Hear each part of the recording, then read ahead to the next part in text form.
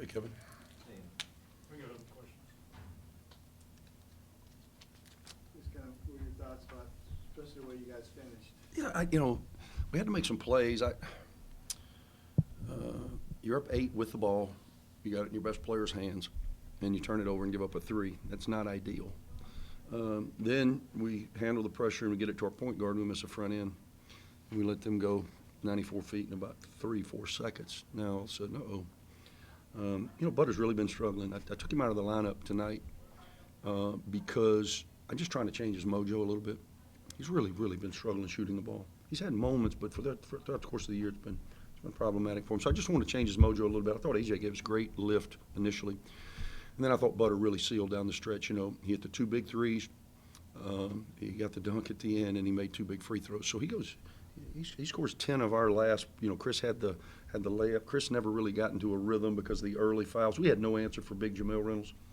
He's a load in there, and if you let him catch that thing in that paint, you're going to have problems. And he was giving us problems all night. To South Florida's credit, they didn't go away, which they won't. They're going to continue to fight and fight and fight, and I was just glad we could close. What does that say about him? That he's on a night that he did struggle earlier, didn't play much early to. Just got to trust the work. We talk about it all the time. You'll hear me shouting the entire game authority. I just want him to do things with authority, and then I can live with whatever it is. What I can't stand is counters or being tentative, getting your ball taken at half court because you're playing with it too much, or Yaks a couple of times is 1 dribble away from getting to the free throw line as opposed to pulling up in traffic in a hard 2. I just want us to play with force. I want us to do everything with authority, and he really came through for us at the end. And it speaks to the kid. He's one of my favorite kids I've ever coached. Love the kid. He has stayed the course. He works at it, no maintenance. It's good to see him rewarded. Was that the mentality on the press break where you attacked and got the dunk rather than settling for getting fouled and going to line? Yeah, I just, when you got a chance to get a wide open dunk, I think you take it. And they were really selling out. The first time we got the ball to Yaks, that's what we wanted. Usually we'll have Yaks trigger because of his size and we trust his vision. But I was anticipating it could be a little problematic, so we had him getting the ball inbounded. And they were sending a couple of guys and really stepping up to try to take away the next pass. So if we could get it over the top, I felt like we would have an opportunity to finish the game in the open floor. You mentioned Reynolds. It seemed like the first game you didn't have as much trouble, obviously, with him as tonight. Did they do anything differently to get him the ball? Or? I think he just got going. Confidence is something now. I mean, first play of the game, they go right to him, and he got going. And then when he got going, he was really, I thought he played really lively minutes. 35 minutes, that may be a season high. That's a lot of minutes for a big old body like that. And we're putting him in a lot of actions. I thought we missed, at the end of the game, we ended up going 20 for 25. So, coaches sometimes over-exaggerate things. That's 80%. We'd all take that. But I thought we missed a couple of layups. Now, they're not basketball camp layups. There's big bodies in there, but they're shots that we need to finish in order to keep the game 2-3 possessions away, and we weren't able to do that, and we still get to 85. So I think offensively we were pretty solid on the night. 17 big offensive rebounds, which is really the thing that we do best, and it's the way in which we got to win number 16. Did you know before the game that Memphis had lost? Did you Oh yeah. know? Oh yeah. I watched it in my office before I came over, and so I tell them all the time, guys, don't look for another break. Life only gives you so many, and in basketball season, you're only gonna get so many. So we lost to them, and now they've gotten beaten by 2 other people. So they have to come to us. We're in control of our own destiny. Don't ask for another one. Now you have to handle your business. Tonight, obviously, the Bartow Classic. I've said before, I feel like every game's the Bartow Classic from my perspective.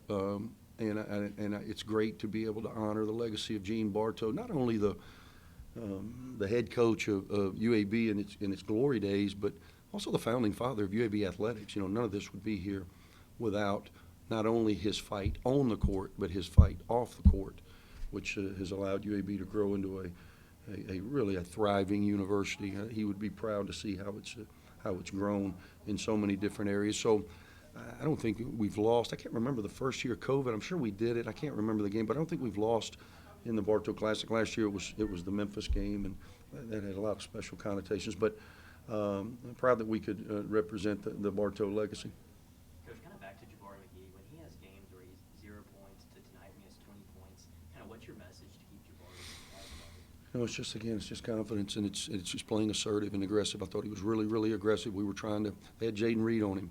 And when Jabari was out at half court and he's dancing around with the ball and he's not – I call it in the box. If you're playing inside the box, 4x4, well, then it's going to be advantage little guy. You got to get out of the box. You got to put that – Jabari probably outweighs him 20, 25 pounds. You got to put that body on him. You got to go finish through some contact, and I thought he did a tremendous job of that. Hit 2 big threes for us in the first half. Again, it's just a matter for him to stay locked in. 20 points tonight, I think that's a career high, wouldn't you think? I think it is a good Division I career high. And he missed 3 free throws, and one of them was a front end. So, huge night for him, without question, the MVP of the game. What does it say about college basketball in the state? Your win completed a 9-1 weekend Wow. for the 10 D1 teams. The only loss was Alabama to Auburn. Yeah, of another course. State team. 5 of the teams of the 10 are. Carl Ravitch would have a hard time with that one, 50-50. Yeah. Carl's my man. Yeah. That was 5 fun. of That the was 10 funny, though. Yeah. 5 of the 10 teams in the state are tied for first. 3 are a game out in second place, including yourselves. What's the state of basketball? I mean, Kevin, you've been paying attention a long time. One of the few, as have I. And there's been some really good players, some really good coaches, some really good teams in this state. I don't know if it's ever been as good as it is right now, top to bottom. I would put our state, like, how many D1 schools are in the state? 10. I'd take our 10 against the top 10 anywhere, wouldn't you? We'll go line up. That'd be a hell of a thing, wouldn't it? You guys have the highest winning percentage as a state. You're of any state in the country. Wow. That has more than 2 D1 teams. Wow. It's really an amazing year. And I follow them all. I watched the game yesterday, obviously, Auburn and Alabama. Man, 2 really good teams, 2 teams that could certainly go on a magical run, and I know that's the expectation. But when you're in this one-and-done deal, I mean, one bad game and you go home. But they're really, really dynamic. Bucky's done just such a tremendous job with the way that they play.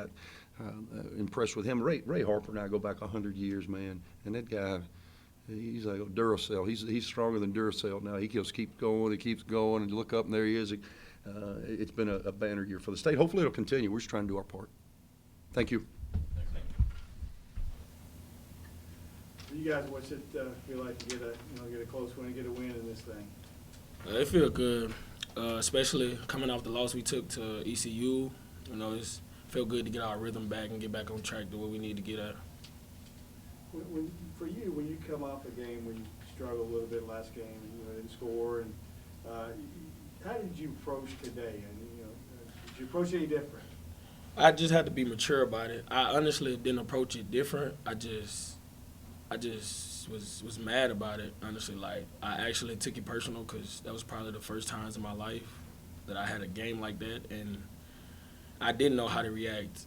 And coach, like, the biggest thing was for me was, just keep working. It's going to happen.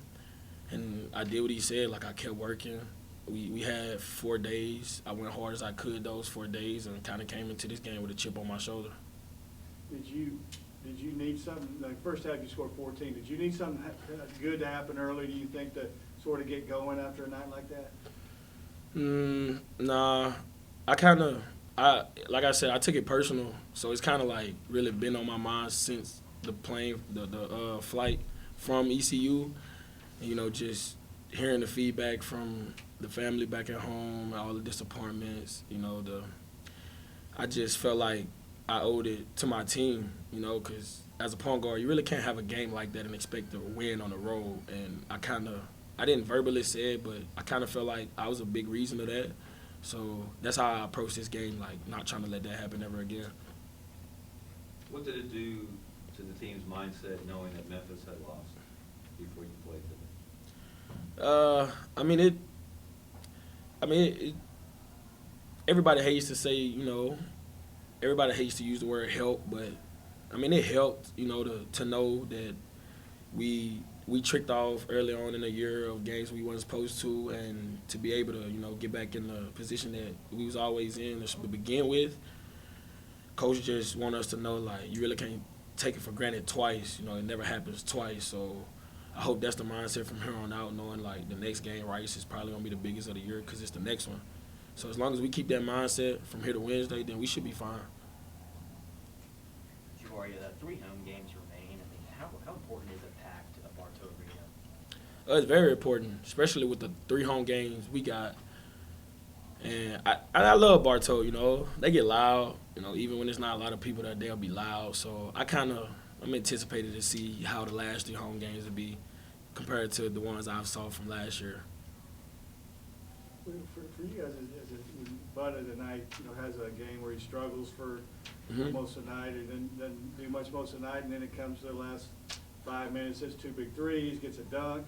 Now, when you see a teammate do that, kind of guy who's been struggling to do that at the end of the game, what does that do for you guys? It just show you, like, trust your work no matter what. Like, Butter's one of them guys, day in, day out. Like, he's working, you know. It's days where he don't make a shot, and it's days where he don't make as many. But like, Butter don't change up too much. You know, he don't really let stuff get to him.